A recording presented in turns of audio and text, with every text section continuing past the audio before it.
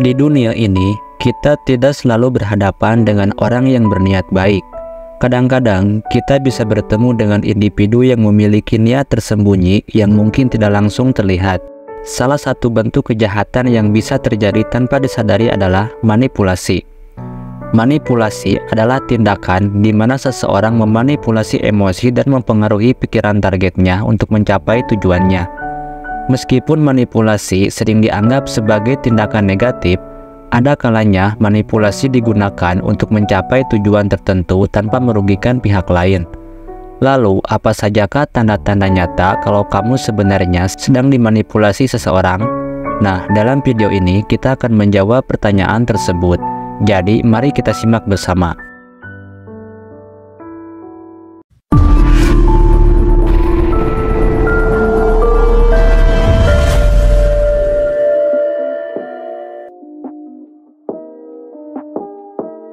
Bertemu dengan orang yang manipulatif seringkali sulit dihadapi. Arti manipulasi sendiri adalah upaya untuk mengendalikan, mempengaruhi, atau memanfaatkan orang lain. Orang dengan sifat ini memang sulit dihadapi karena mereka cenderung cerdik. Hanya dengan kata-kata saja, kita bisa terdorong untuk melakukan apa yang ia inginkan. Nah, berikut 10 tanda-tanda nyata kalau kamu sedang dimanipulasi orang lain.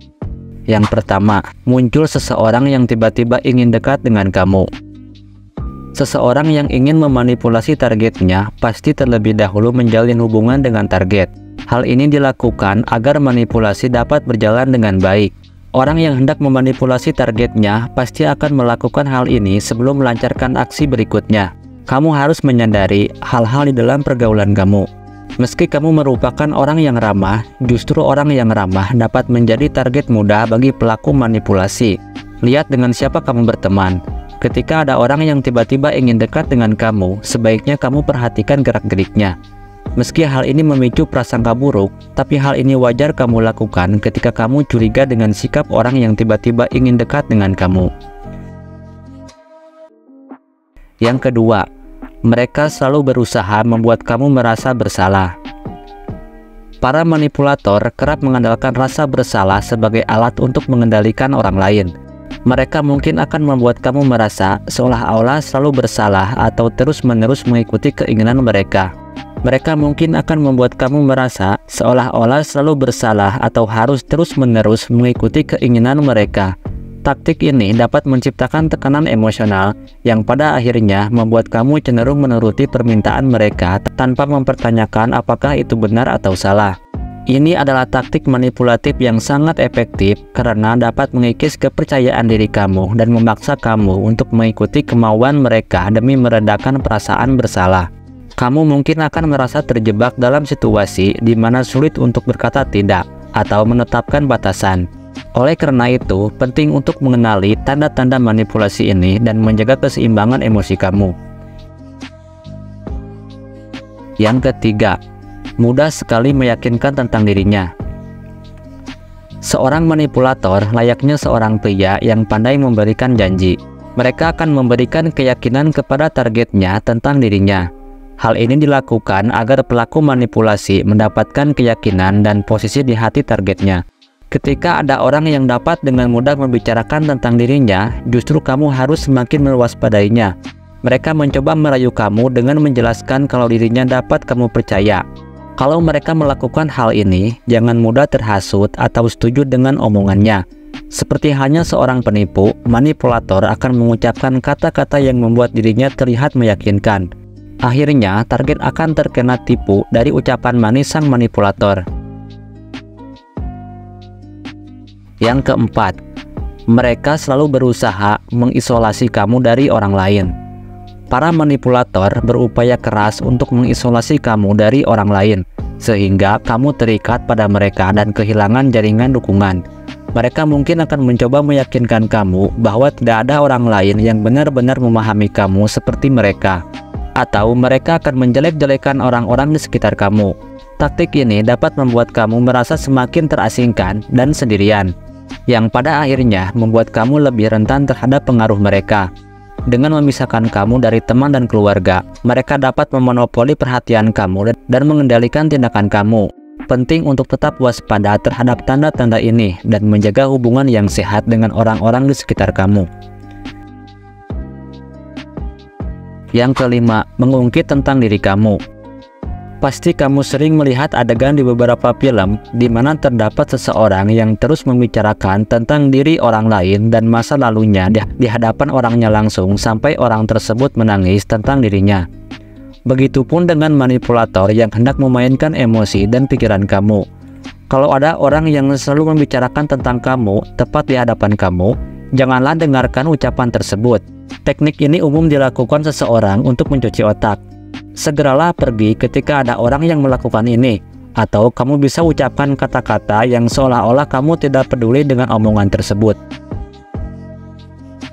Yang keenam, mereka selalu berusaha membuat kamu merasa bodoh. Para manipulator memiliki kebiasaan merendahkan kecerdasan kamu dan membuat kamu merasa seolah-olah tidak mampu mengambil keputusan sendiri.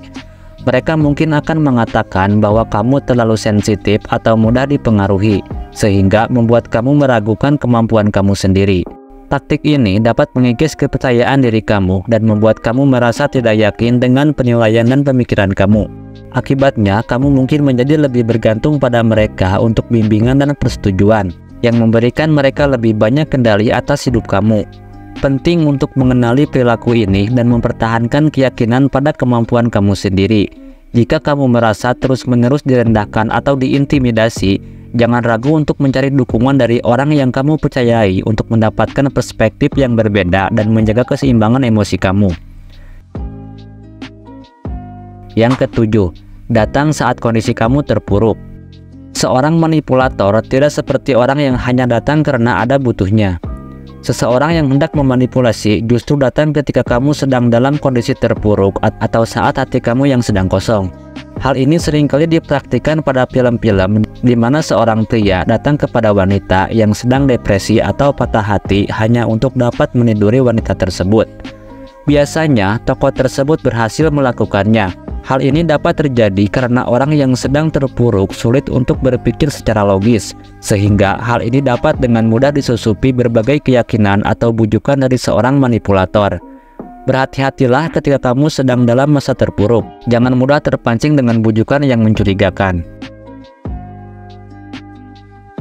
Yang kedelapan, mereka selalu berusaha membuat kamu merasa beruntung pada mereka.